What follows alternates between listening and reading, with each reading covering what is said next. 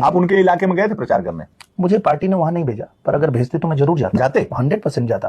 खेसारी के विरोध में प्रचार करते? अरे भाई, अगर मेरे पिताजी वहां खड़ा होते तो भी मैं जाता। अरे जो बाप का नहीं हुआ वो आपका क्या। तो आपने देखा कि दिनेश लाल यादव निरहुआ खेसारी लाल यादव के खिलाफ में भी प्रचार करने के लिए तैयार थे। जी हाँ, ये साफ साफ वीडियो में बोलते हुए नजर आ रहे हैं। साफ साफ कहना है कि मुझे पार्टी ने वहां भेजा ही नहीं, अगर भेजता तो मैं खेसारी लाल यादव के खिलाफ भी चुनाव करता। मतलब कि आप समझ सकते हैं कि खुद से दिनेश लाल यादव निरहुआ कह रहे हैं कि अगर मेरा पार्टी खेसारी लाल यादव जिस विधानसभा से लड़ रहे हैं अगर वहां भेजती तो हम विरोध करते, प्रचार करते। इसी वीडियो को लेकर बहुत लोग मीम्स के रूप में बहुत ज्यादा वायरल कर रहे हैं। जी हाँ, साफ साफ इस वीडियो में आपने सुना कि मीम्स लगाया गया है कि जो बाप का नहीं हुआ है वो क्या हो। और बात की दिनेश लाल यादव इसमें बोलते हुए नजर आ रहे हैं कि अगर मेरा बाप भी होता तब पर भी मैं खिलाफ हो जाता। मतलब कि दिनेश लाल यादव अपने पिताजी के बाप के खिलाफ भी लड़ने के लिए तैयार है। समझ सकते हैं कि दिनेश लाल यादव की मानसिकता किस हद तक आ गया है। मतलब कि जिस हिसाब से एक कहावत कहा जाता है कि राजनीतिक ऐसा है कि भाई बाप को नहीं चिंता है, इस तरह से दिनेश लाल यादव निरहुआ साबित करते हुए दिखा रहे हैं। जी हाँ, साबित कर रहे हैं कि सच में माँ और भाई बाप का भी मैं नहीं। तक कि आपने देखा होगा कि विजय लाल यादव खुद इनका भाई है, वो भी खिलाफ में है। जी हाँ, इनका भाई